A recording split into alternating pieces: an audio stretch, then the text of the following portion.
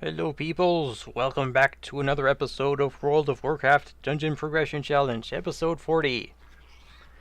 Today I'm doing Drak'Tharon Keep. Now you can enter from either the north side, where I am now, hello there, or the south side, but it doesn't matter which since they both lead to the same place. Sometimes they're, well, not sometimes, but rarely.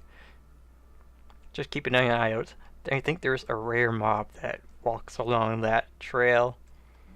So about halfway in, you will see Summon Stone and the instance right off of that. Not sure what these two are waiting for. Saw a level 72 player probably waiting to get into a group, or that level 100 was running them. Alright, Drak'Tharon Keep. For some reason you enter combat right when you enter, probably because this little scripted event happens. The scourge are chasing down trolls and turning them into Drakari warriors. So don't worry about entering combat so soon. Whoa, that's weird. He disappeared. Magic. Ooh. Okay.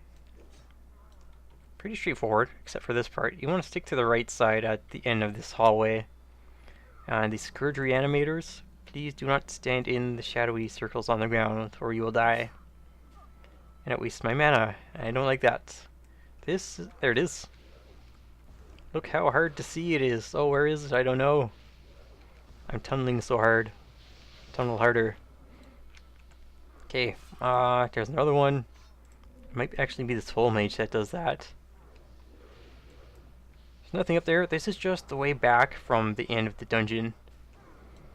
Now up here at level, players would sometimes pull a group or two back into this part of the hallway. Kind of tricky because this wretched Belcher had a frontal cone spew breath attack. But nowadays people just like to run in and pull everything. Kind of sucks because sometimes they could die and it's pretty reckless. Let me see. That. No upgrades. Oh, and speaking of upgrades, I can't really get anything until Violet Hold. I looked at the loot tables for this place and the next one. Trollgore? He's the first boss in here. Doesn't do much. What? I can't do this? I guess he's classified as a giant. Or undead. Doesn't do much apart from, I guess, a softer rage. Throughout the encounter, he'll slowly increase his damage done by blowing up corpses of trolls that he calls over. Or, I guess, actual Drakari who are trying to fight against the Scourge. These recluses, at low health, they'll run into the little alcoves in the walls, summon little spiderlings. So you can either stun, crowd control, slow them, or focus them down to keep them from doing that. And you'll enter the next room where Novos the Summoner is awaiting you. Now I could probably jump in, kill him instantly, but then that's not really how it's supposed to work. So you pull him, he puts up a shield, you can't even target him. You can't AoE, nothing. What's this? Arcane field. Arcane damage inflicted every second. Movement speed reduced. That sucks. So while this is going on, Scourge are coming down the stairs in the back. And periodically he will summon a... what is this guy? Crystal Handler. You have to defeat 4 of these to deactivate the 4 crystals, I guess, powering his shield. It will alternate coming from the right hallway and this hallway. That's 2. It usually only takes 1 DPS to manage the stairs. I mean, you could stand up here and be good. This hulking corpse that shows up might be a little something to deal with, but nothing too bad. All the healer has to do is just once in a while stop by and drop a heal over time, or just 1 regular heal, and you're good. 1 more to go. Besides that, he's got a frostbolt, I think a curse. There should be 4. Anything else? Frostbolt, curse. There it is. Wrath of Misery, summon minions. What? Army of troll corpses. Well, that must mean this. And blizzard. Don't stand in the blizzard.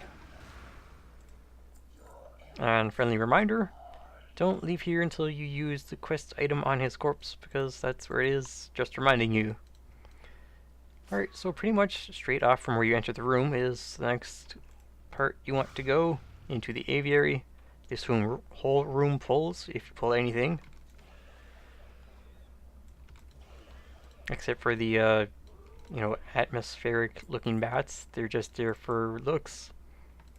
And there's the exits into the outdoor area. Hooray, almost done. Just 2 bosses to go, halfway finished. The trolls on the raptor mounts. Now, I killed that one too fast, but when you engage them, I guess they'll spawn as themselves, and a raptor. Watch me do this when I don't actually kill anything. There it is. Now, next boss, sometimes groups skip it, sometimes they don't. King Dread. When it was current, players would pick off these little scythe claws and things one at a time, then pull King Dread when they could. I think all the way up to here was reasonable enough. Now, the reason you would do that is because he's got a fear, and you wouldn't want players running farther back into the raptor pens to pull more trash and pretty much kill everybody. This notification, King Dread raises his talons menacingly. That is something for the tank to watch out for. He will cast 3 different attacks in a row. Or is it? Piercing Slash, Piercing Roar. Well, one of those things. Piercing Slash, Mangling Slash, Grievous Bite. So, damage incoming. Tank and healers watch out. Nice thing about this is you can mount up and head straight up the stairs right after Dread.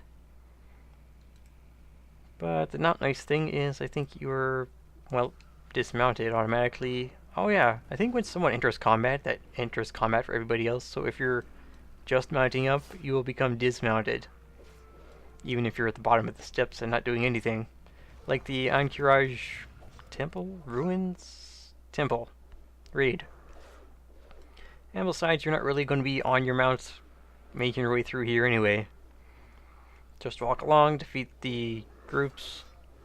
Drak'Tharon Shaman, you might want to interrupt that because he's going to just spam cast lightning bolts. Or a... Come on, no upgrades.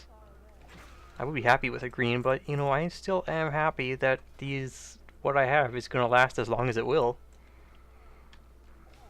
Alright, Dungeon Progression Challenge, for anyone that doesn't know, is starting with a naked max level 100, well, not depending when you're starting, with a naked max level character, and doing all the dungeons in order of, I guess, level of drops, and just seeing how far you can get, making your way all the way up to Cataclysm's Dragon Soul raid. I think I'll be able to get somewhat through Cataclysm, not the whole thing, but I'll try my hardest. Final boss, Prophet Tharanja. This is a pretty interesting fight, because actually I think it's timed and not health based. Throughout the encounter he'll turn everyone into skeletons, where you get, let me see, 1, 2, 3, I think 3 or 4 abilities. Rain of Fire, don't stand in it, recognize it, it's like Blizzard from Novos, except red. No, I still don't think this is health-based, so he should do it. Turn us into skeletons. Well, us. Turn me. Maybe I'll just hit him once. How's that? You like that? You want some more? There it is, Decay Flesh. Turns you into skeletons. You got a basic attack, a taunt for the tank only. Please don't use number 2 if you're not the tank. And 3 for bone armor, and 4 for Touch of Life. I've tried this, and Touch of Life actually does deal more damage if you are a caster. So tank will just do bone armor, taunt, and slaying strike in that order. Casters will use, I forget, the drain health. Yeah, and even the healer, because, well, you can't cast any spells other than that, so you gotta depend on players to use drain health to heal themselves. Is that listed here? Decay Flesh. Ah, here it is. No, I guess he's... Oh, that's right. He changes his own form, too. Turns into, like, a rejuvenated poison cloud. You may have seen that. Eye beam, lightning breath. That's not nice. Here it is. Touch of life.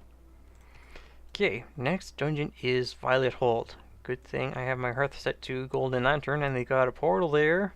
Let's go. Should be pretty short. It's another wave type dungeon. Citizens of Dalaran. Yeah, not today, Ronin. I'm off to the Violet Citadel. Right down here. You used to require a key to get in here, which is, well, kind of pointless, but still easy to obtain. Alright, so jump in. It's a wave instance like the Black Morass or Mount Hyjal Raid. Not so much like Mount Hyjal Raid.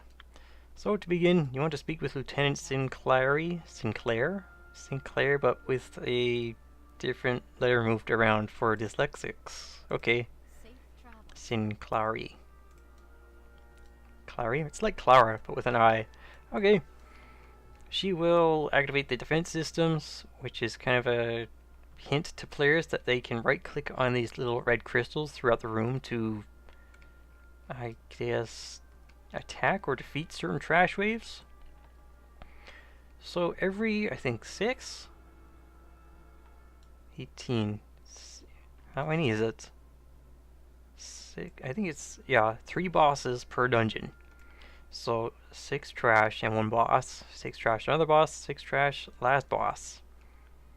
Now you'll either get a guardian, a caster, or a larger group of smaller mobs. And the only difference between waves as the dungeon goes on is during the last 6, these group waves will spawn 3 dragonkin. No, it will spawn 4 instead of 3.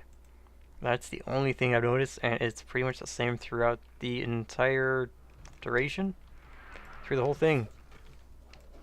And, you know, just want to meet them at the portal as they show up, because once they spawn, they will try to run at the door to attack the city and stuff like that.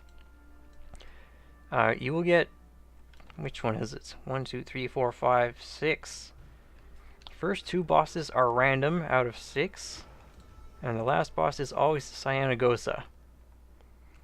Now I could go over all the bosses, but I'm probably only going to go over the ones that I'm facing off against. Now you can look them up in the dungeon journal if you're ever so curious.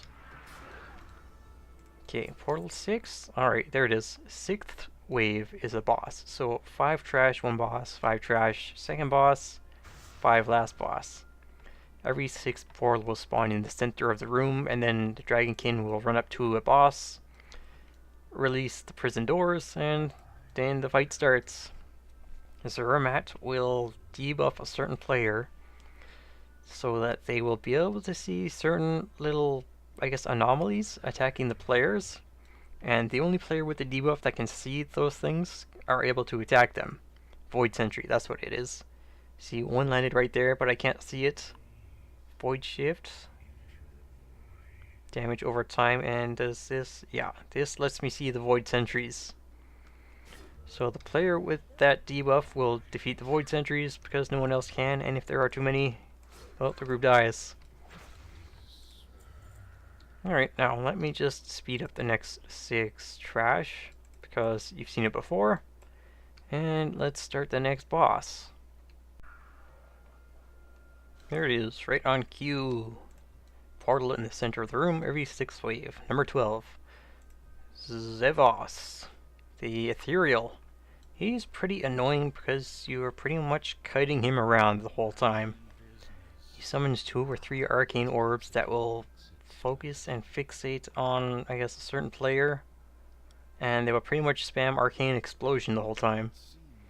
So as you can imagine, that really sucks. What is this? An Arcane Buffet debuff.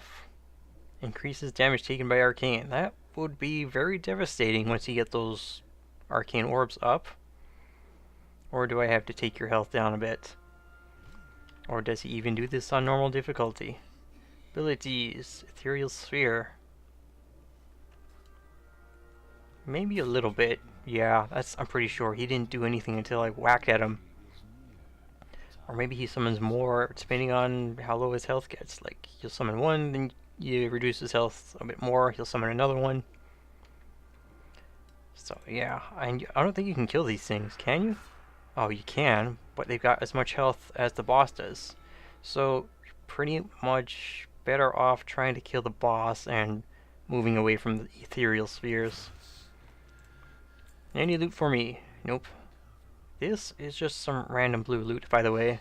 Not what the boss dropped. This belt is what the boss dropped. Pretty plain looking. General looking mail belt. Alright, now, as I've said, the last 6 waves are only different in that the group waves spawn 4 Dragonkin instead of 3, and the last one is Cyanagosa. So, not much to see, other than Cyanagosa herself. Let's just skip all this trash. Okay, wave 18 coming up after this one, number 17. Cyanagosa actually appears on the balcony above in the center. And there she is. A valiant defense, but this city must be razed. So, like any other dragon, she's got a breath attack, she got a tail swipe. Also, she's got blizzard, don't stand in that, and one unique thing called arcane... what is it? Vacuum? She summons all players to her, so when she does that, everyone will pretty much be standing right here. So you want to make, well, I can't do it, but you want to make your way to her side if you're not the tank. And the tank just pretty much, they could stay where they are and face her, face towards her, or just run out a bit to get some distance to actually see what's going on. And, you know, just make sure you're not standing in tail swipe or breath range. And you're good. That's pretty much it, really. Where's the blizzard? Show me the blizzard. Does it require a health threshold? There it is. Thank you. And goodbye. And of course, I don't get anything I can really use. I could have used one thing in this dungeon. What was it? There it is. I think it was these hands? Yeah, maybe. I get 5 strength, but the ones I'm wearing have a 4 strength gem in them. So it would be only plus 1 strength and plus 13 crit. Still, it is an upgrade. Maybe the next one has something I can use, which is, Thursday 5. I think it's Gundrak. Yes. Anything I can use here? That looks like a nice ring. Alright, maybe that is. If it drops, I'll check it out. Alright then.